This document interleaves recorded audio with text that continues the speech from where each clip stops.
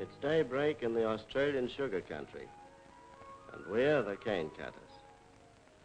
Our day starts with the dawn. For our wives, it starts even before that. We've got a lot to do. There's almost 500,000 acres of sugar land in tropical Australia, with crops growing in rotation.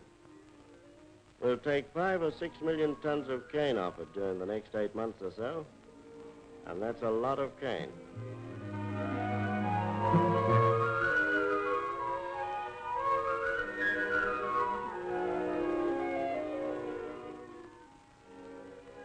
But at the start of the day, we're just sleepy men, pushing our bikes to work through the cool, early sunlight.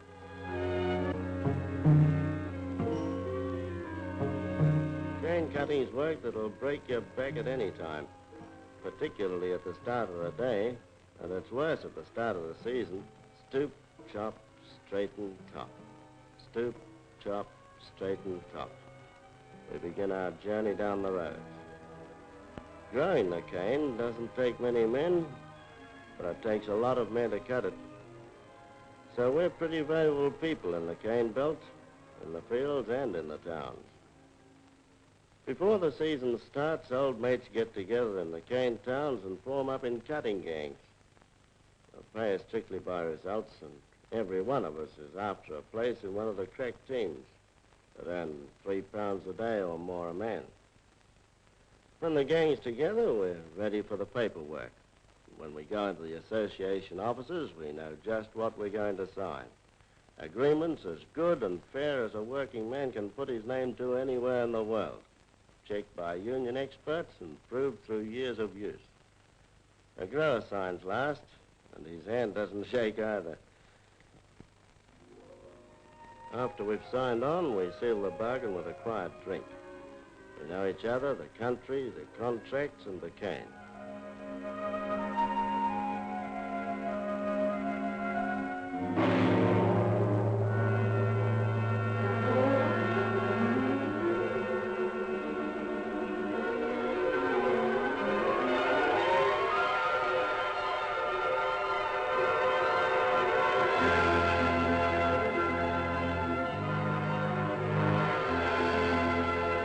The first job before we start cutting is to burn through the crop to clear out vermin and possible disease. We'd get more money if we cut unburnt cane, but after the fire's cleared out the trash, we can work faster and it's safer. And so, among the bare black stems, we begin our journey down the rows. Stoop, chop, straighten, top. Stoop, chop, straighten, top. Steady, endless, painful music of the swinging knives, the sting of salt sweat in our eyes. Stoop, chop, straighten, top. We work our journey down the rows. Monday, Tuesday, Wednesday, Thursday, Friday, all the same. We are the men who cut the cane.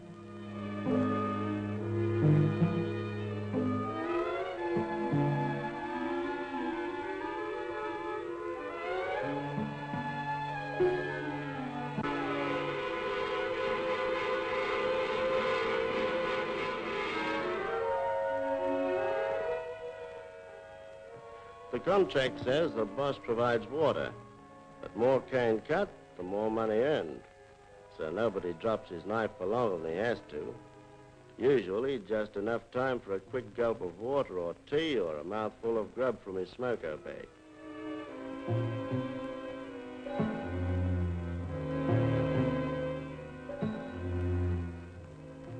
And then it's back to the cane. Stoop, chop, straighten, top. There's half a day's work behind us. We can take a rest through the hot hours now. Later in the afternoon, we'll load our cane. And a gang that's been loading in the morning will get to work with a knife.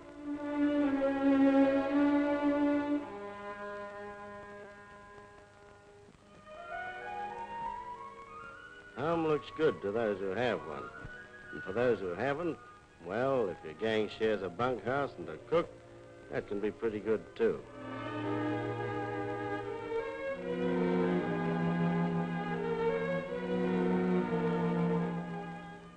The cook's one of the team, often an old cane cutter like Charlie. He shares equally with the others. And wherever he came from, he must know how to cook for hungry men. Best he can get and plenty of it. The ashes and dirt and bristles of burnt cane get into your clothes and your hair and your skin. Even when you're too tired to bother about washing, you have to attend to it. You have to wash your working clothes twice a day and yourself as often and thoroughly as possible. If you don't, you get tossed out of the bunkhouse. You can itch and scratch on your own. Anyway, food tastes better without the dirt dropping off your eyebrows into it. There's no fancy linen and crockery here, but I wish you could eat with us. You'd find it all right, particularly if you'd spent all the morning cutting cane. You'd probably like us, too. Our families come from the four corners of the earth.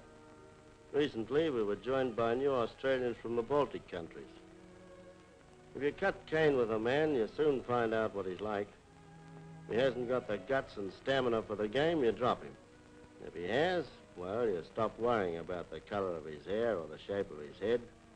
A good mate's a good mate, and that's that. There's always one of the team who looks after the tally sheet.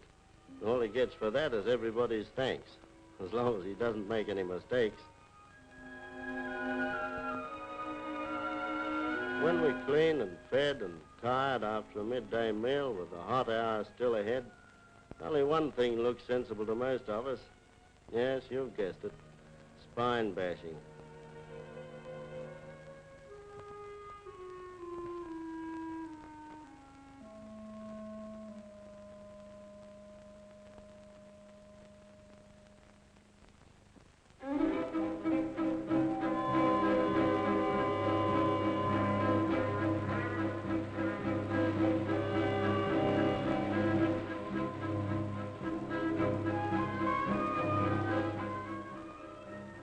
There's the other half of the day, loading while the other gang cuts another field. And believe me, this cane's heavier than it looks, a lot heavier. The loading's tougher work than cutting. The only good thing about it is, once it's on the truck, that cane is as good as money in our pockets. Come on, mate, get it aboard. Let's get it away, clean the place up, and we'll be swinging the knives again in the morning.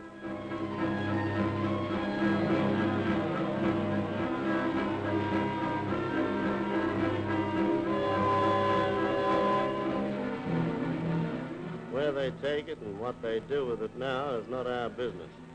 But if you take sugar in your tea, maybe you're interested. Well, in this 1,300-mile-long Australian sugar belt, the cane can come from any one of 9,000 farms, averaging about 50 acres each. The trains will run it to one of the 32 mills.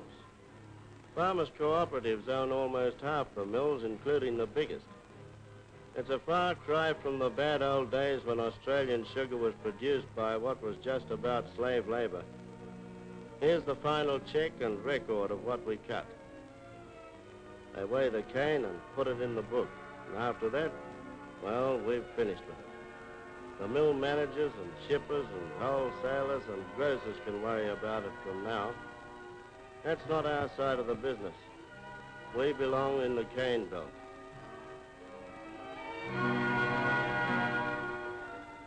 We belong on the good earth of tropical Australia, which always has a tall crop ready for the men with the knives. The cane cutter.